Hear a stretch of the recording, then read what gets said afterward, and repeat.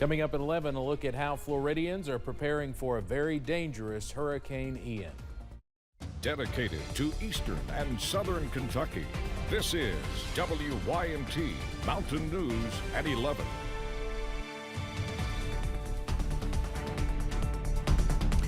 Good evening, I'm Steve Hensley. Hurricane Ian is still a Category 3 storm and heading towards Florida's Gulf Coast. Currently forecast to make landfall sometime tomorrow night.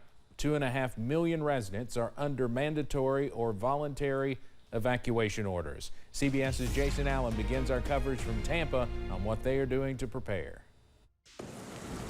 Hurricane Ian left enough damage in Cuba to give Floridians a taste of what's to come. Power was knocked out to the entire country. As the storm intensifies over the warm waters of the Gulf of Mexico, the many lightning bolts captured by satellite show what's quickly approaching. This is not something we have seen in the Tampa Bay area in 100 years. And that's why Tampa is a ghost town tonight. The downtown area has cleared out. Businesses have shuttered. But the latest storm track shows Tampa may avoid a direct hit, with Ian possibly striking south of the city. This is an inexact science, of course, subject to change, but they're now forecasting it to strike land basically at the Charlotte-Sarasota County border. But there was still a steady stream of traffic heading out of Tampa all day long. A city filled with low-lying areas which could flood from Ian's predicted 4 to 6 feet of storm surge. Tampa area hospitals airlifted patients out of the region just in case. 100 nursing homes and hospitals have been evacuated. None of us know what we're going to get as far as the hurricane's concerned. The Florida Keys are feeling the earliest edges of the storm. Hurricane hunters flew into the eye as National Guard troops prepared for whatever Ian delivers. Jason Allen, CBS News, Tampa. And the latest track shows Fort Myers may be in the bullseye now for the direct hit for this hurricane. The track has kept shifting ever so slightly south throughout the day. Evan will have more on that in just a moment. The airports in Tampa and Fort Myers are already closed. Orlando's airport will shut down tomorrow, as well as the Disney parks. Kentucky rescue and recovery crews are preparing to head south once Hurricane Ian passes. Today, Governor Beshear tweeted he authorized the Kentucky National Guard to provide assistance in Florida.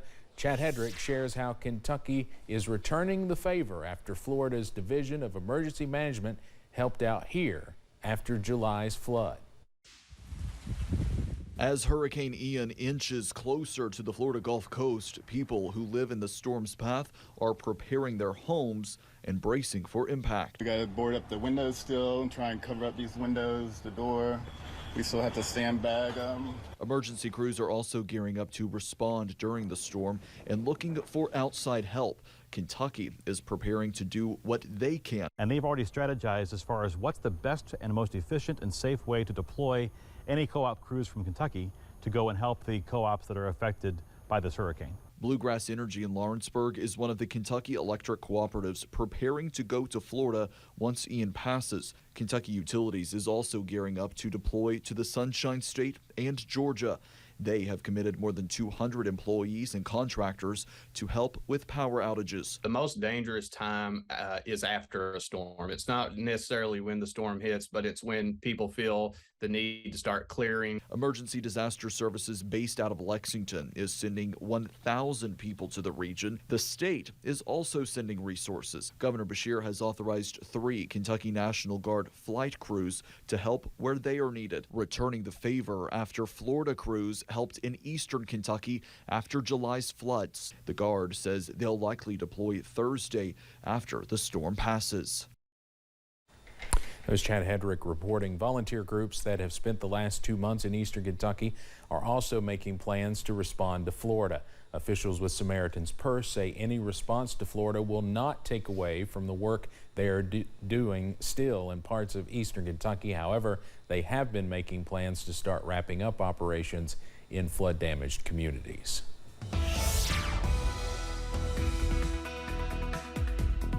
Well, continuing to watch Hurricane Ian undergo an eye wall replacement cycle, so it's briefly weakened a touch, but will continue to strengthen, we believe, as we head into the overnight.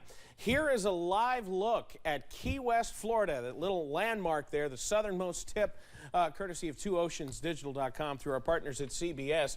And you can see the intensity. You can see some of the palm trees blowing in the foreground, and one of those waves just now hitting that landmark there. And let me tell you, Key West about 60 miles away from the eye wall. Here's the latest data, 120 miles per hour, still a Category 3 hurricane. The pressure has come up a little bit from 947 millibars to 952 millibars. That's not a big difference, but it is indicating a slight weakening. But notice, we had that eye, then it went away, and the eye's starting to come back, so we'll likely see some more rapid development as we head into the overnight. Track information coming a little bit later on tonight. Mount Vernon along I-75, all quiet around the mountains tonight. Temperatures already falling into the 40s in many spots, and we'll continue to see that as we head through the nighttime hours. Keep that First Alert weather app handy. We'll have the latest on Ian and, of course, the latest on our forecast, which has us in the 40s tonight and waking up quickly, only getting into the 50s by midday. Details on that coming up in a few minutes. Steve? And definitely a little chill in the air tonight. Evan, thank you. Well, tonight marks 2 months since devastating and deadly flooding began affecting eastern Kentucky. Many were at their wits' end in the aftermath, then shocked at the help they received, some of it coming from strangers. WYMT's Phil Pendleton spoke to a man in Perry County today who made sure he kept a good record of the dozens of people who showed up at his doorstep.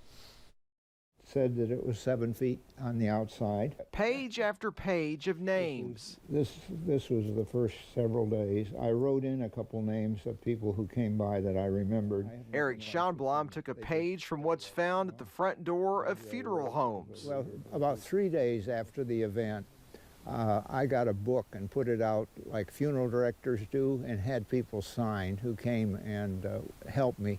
To remember all the people he's met, many of them strangers. He's now got 2 months worth of names. By now I have over 150 names in that book, and that's not counting people who came back many times. And many did, bringing water, food, supplies, and then even more food. For the first week or two, there was a sausage biscuit or something equivalent arriving at the door. They came from Mississippi to New York. A family came in and removed carpeting, took some bedding outside, and helped me clear the house over that weekend. His house is now completely dried out, and part of it is rebuilt. It was down to the bare studs before. You'll see that in other parts of the house. He never left, but he says his house is much more of a home now. Electricity and water is back, and gas arrived this week. And yes, the person who delivered that gas also signed his book. It certainly brought the best people out. In Perry County, Phil Pendleton, WYMT Mountain News. Schonblom tells us that despite 26 inches of water in his house, he and his dogs were able to live inside the home while it was being rebuilt. Now, we want to remind you, FEMA extended the deadline for flood survivors to apply for help. The deadline for individuals to apply is now October 28th. People in 13 counties are eligible. You can learn more at FEMA.gov. In the last 2 months, we have shared many stories of flood victims receiving help from unexpected places, but we've also shared stories of people being denied assistance by those who are designated to help them. This is an issue Tracy Watts and her son Bryce are facing after the trailer she rents out to people was destroyed in the flood, leaving her without her extra source of income. Watts says she was denied assistance from several disaster relief groups. It's a bad situation for anybody. Of course, I'm blessed compared to many. You know, I still have somewhere to be. But there should be something out there for people because it's still your property. Watts adds that she's in the process of appealing those denials, and she advises any other property owners who are dealing with this to do the same. A crash involving a school bus sent at least one person to the hospital in Bell County. The Bell County Volunteer Fire Department received a call of a 4-vehicle accident with injuries, including a fully loaded Bell County school bus. It happened along US 119 at Gary Callaway Road. The bus driver was in the northbound lane trying to unload students and had caution lights activated. A driver going southbound tried to stop for the bus when it was hit from behind, eventually causing several vehicles to pile up. At least one person was taken to Harlan ARH for treatment. We do not know the extent of their injuries. No students or the bus driver were hurt. Kentucky State Police in Pikeville received a call yesterday regarding a two-vehicle fatal crash in Pike County involving a school bus. It occurred on Elkhorn Creek in the Elkhorn City community of Pike County. Troopers discovered Wesley Childers of Draffin was operating an empty school bus on Elkhorn Creek when the bus crossed the center line, hitting a GMC truck being operated by Anthony Kirk. Kirk was pronounced dead at the scene by the Pike County Coroner's Office. The former county attorney in Lawrence County is going to prison. Michael Hogan and his wife and legal secretary Joy Hogan were sentenced today for wire fraud. Michael Hogan was also sentenced for federal program theft. Michael was sentenced to more than 3 years in prison. Joy will spend around a year behind bars. The Hogans pleaded guilty back in March. The indictment accused Michael Hogan of paying his wife more than $365,000 from the Lawrence County delinquent tax account, among other things. They must serve 85% of their sentence and will then be on probation for 3 years. Some Kentucky voters can now request an absentee ballot for this year's midterm election. They're only available to voters with a qualifying excuse, including age, disability, or for those temporarily living out of state. The deadline to apply online for an absentee ballot is October 25th. The midterm election is Tuesday, November 8th. You can find a full list of valid excuses and track your ballot at govoteky.com. School campuses throughout the region hosted University of Kentucky President Dr. Eli Capilouto today. Capilouto was joined by Stanley Pigman, founder of the L. Stanley Pigman First Generation Scholarship Program, which provides scholarships for first-generation UK engineering students. Capilouto and Pigman visited several campuses in Perry and Floyd counties, including the Floyd County School of Innovation. School of Innovation Principal Christina Case said the students and faculty were very excited. Our kids, they want to be here on every day, but today they super want to be here to meet him and just to show off what we're doing and what kind of things we can accomplish, because they want to make connections. They want to eventually be on that UK campus and talking to him in person there and, you know, utilizing what they've learned here at our school. Case added that she and all the Floyd County School District wanted to thank Capilouto and Pigman for taking the time to meet with students and staff. SOAR, or Shaping Our Appalachian Region, hosted its second healthcare career pathway at the Corbin Arena today. Students and staff from 12 different high schools around eastern Kentucky went on a field trip to network with colleges and healthcare organizations to help students navigate their future. It's just important for them to hear from the hospitals to say there's open jobs, there's good paying jobs, and then between our schools and our hospitals to say there's a ton of scholarships, right? Signing bonuses. So it's just important that kids, when they hear that there's no jobs in the region and they hear some of the things, it's just not true. There were 19 different booths set up for students to network with, as well as breakout sessions with different activities.